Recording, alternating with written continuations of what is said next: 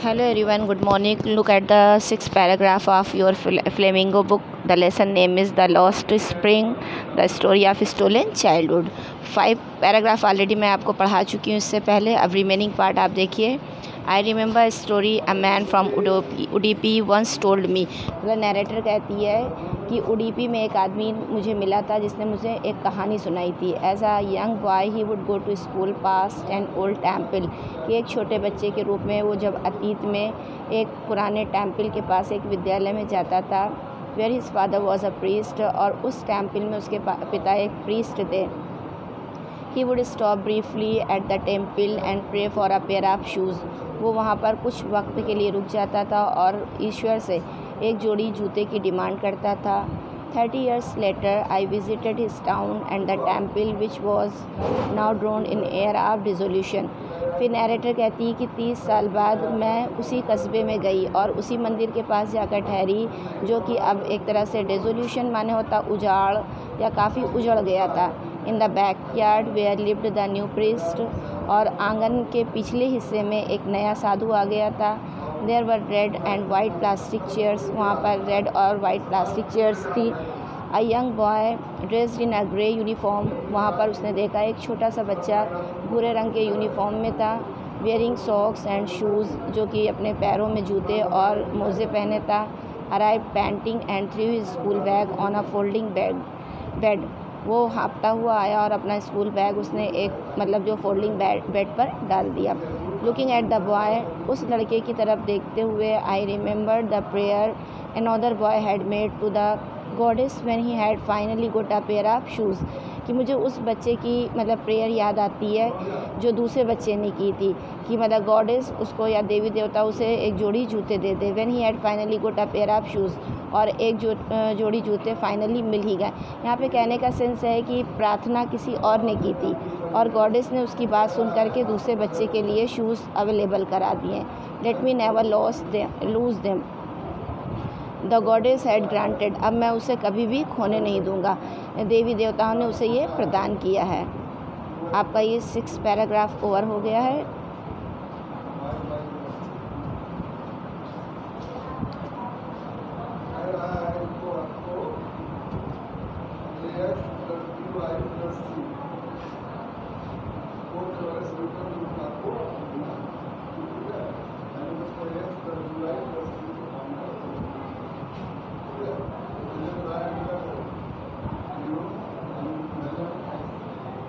Now look at the 7th paragraph.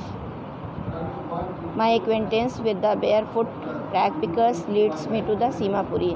मेरे परिचित नंगे पैर रहने वाले कूड़ा बिनने वाले बच्चे मुझे सीमापुरी ले गए. A place on the periphery of Delhi yet miles away from it metaphorically. मतलब एक तरह से ये दिल्ली से जुड़ा हुआ या दिल्ली का सीमावर्ती क्षेत्र था लेकिन मतलब जो है लाक्षणिक रूप से देखा जाए तो ये दिल्ली से काफ़ी दूर है. It's mean narrator want to tell us that मतलब देयर इज़ काफ़ी nearest between Delhi and Seemapuri but there is too much difference between life style.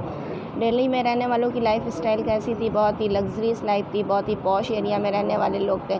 While Seemapuri was a slum area जहाँ पर लोग बहुत ही मिजरेबल लाइफ को लीड करते. Even they bear too much suffering and problems to survive themself. मतलब अपने आप को ज़िंदा रखने के लिए भी उन्हें बहुत सारी मशक्क़त या बहुत हार्ड वर्क करना पड़ता. तो करीब होते हुए दिल्ली और सीमापुरी की लाइफ में बहुत फ़र्क है.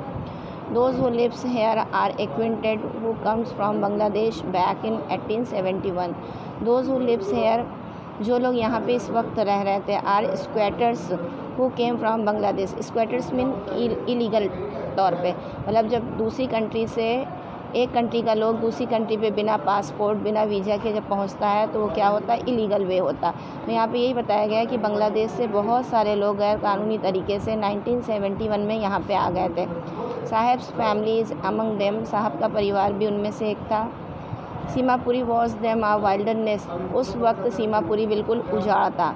उजाड़ से मतलब यहाँ था कि वहाँ पे किसी तरह की बस्ती नहीं थी, बहुत कम ही लोग वहाँ पे रहते थे, किसी तरह का डेवलपमेंट नहीं था, तो इसलिए इसके लिए वाइल्डनेस वर्ड यूज़ हुआ है।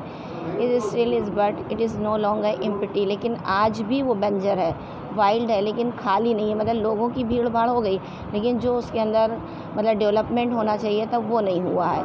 इन structure of mud with roofs of tin and tarpaulin, divide of sewage, drainage और रनिंग वाटर। मतलब वहाँ का जो एटमॉस्फेयर है कैसा है, वहाँ का जो स्ट्रक्चर ऑफ मड है, यहाँ पे कहने का मतलब है कि जो हाउसेस हैं वहाँ पे वो मड के बने हैं, with roofs of tin and tarpaulin, जहाँ उन घरों की जो छतें हैं वो टिन से या टारपोलिन से बनी हुई है। टारपोलिन एक तरह की मोटी पॉलीथीन होती है जिससे पानी मतलब जो है निकल नहीं पाता, मतलब टपकता नहीं है। Divide of sewage, drainage on running water, वहाँ पर सीवेज की, ड्रेनेज की और पानी की निकासी की कमी है।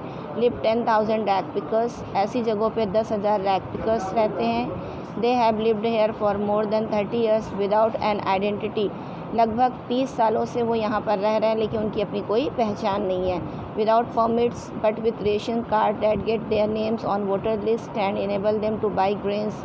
विदाउट परमिट्स मतलब कोई परमिशन उनको नहीं मिला है, बट विथ रेशन कार्ड्स, लेकिन उनके पास राशन कार्ड है। That get their names on voter list, उस राशन कार्ड के ज़रिए उन्हें वोटर लिस्ट में उनका नाम आ जाता है। And enable them to buy grains, जिससे उन्हें कुछ अनाज मिल जाता है। Food is more important for survival than an identity, ऐसे गरीब लोगों के लिए पहचान से ज़्यादा मायने मतलब जो है भोजन रखता है। उन्हें अपनी पहचान की इतनी मतलब अहमियत नहीं रखती जितनी कि उन्हें 2 वक्त की भोजन की अहमियत होती है।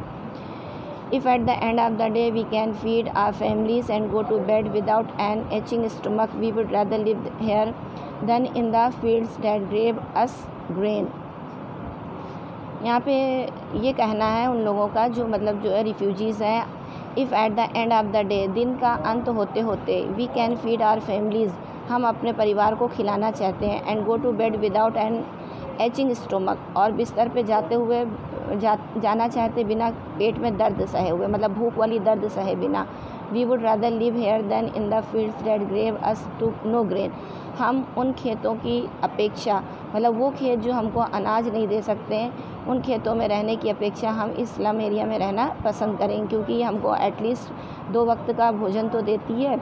So a group of women in tattered said when I asked them why they left their beautiful land of green fields and reverse.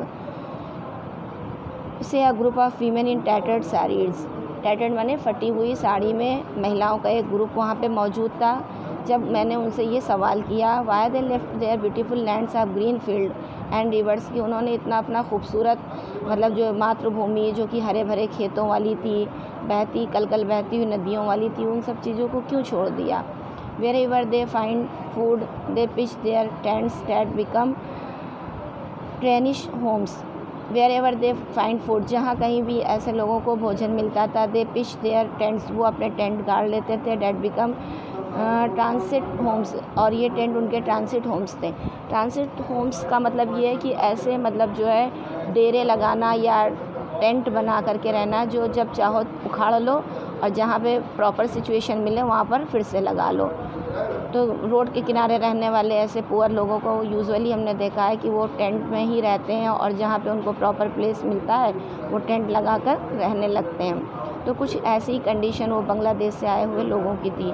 Children grow up in them, और वो छोटे छोटे बच्चे उन्हीं टेंट में बड़े होते हैं। बिकमिंग पार्टनर्स इन सर्वाइवल, और अपने माँ बाप के साथ जीविका चलाने में उनके पार्टनर बन जाते हैं। And survival in Seemapuri means rag picking, और सीमापुरी में सर्वाइव करने का मतलब क्या था, कूड़ा बिनना।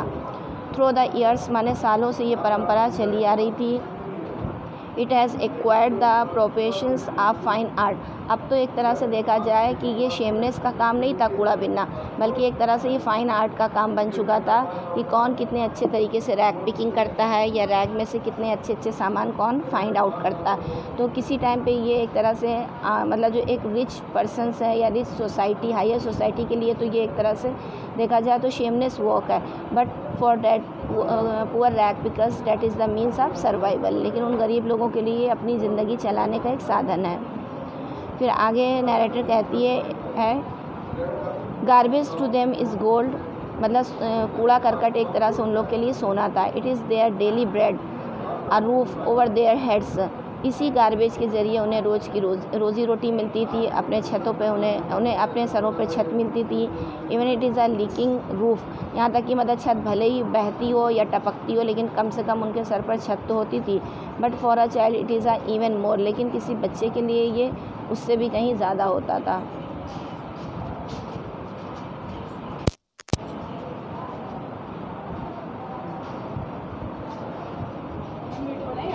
हाँ, 2 वीडियो डाली है मैंने। हाँ, इधर आओ नाज़मीन।